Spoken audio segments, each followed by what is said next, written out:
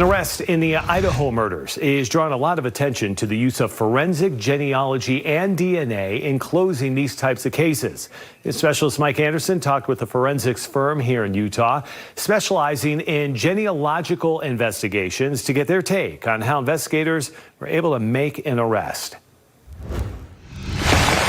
While DNA evidence played a major role in the arrest of Brian Kohberger, how it did that is drawing some confusion. Initially, reports suggested that forensic genealogy led investigators to Kohberger. It would have been extremely exciting if in fact they had used this technique. Kara Porter is among the many in the world of forensics that got really excited about the possibility. She's the CEO of Intermountain Forensics, only one of 3 firms in the U.S. that can do what they call Forensic Investigative Genetic Genealogy, or FIG. What it does is it combines genealogy and law enforcement in such a way that you can do DNA testing, upload it, and you may get a match that's a third cousin. DNA goes into a machine that closely analyzes it down to the genome level. The machine right over here can pull matches back to about first cousins fairly quickly, but the one in the back over here can pull much deeper family connections and genealogical databases, which is also why it's pretty expensive. This is the most exciting development in law enforcement in decades.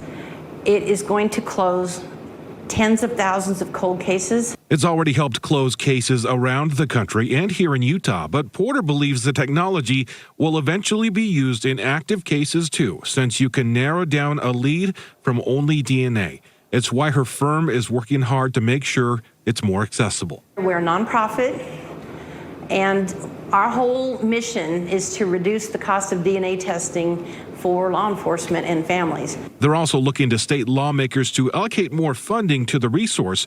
But back to Kohberger. Porter says in reading his arresting affidavit, it's pretty clear. It's what most people would call a paternity test, yeah. Investigators suspected Kohberger because they identified his car, couldn't get a sample of his DNA, so they instead went to his dad's garbage. A bit deflating, but she says any attention to what they call FIG is going to help. This is the future. Mike Anderson, KSL 5 News.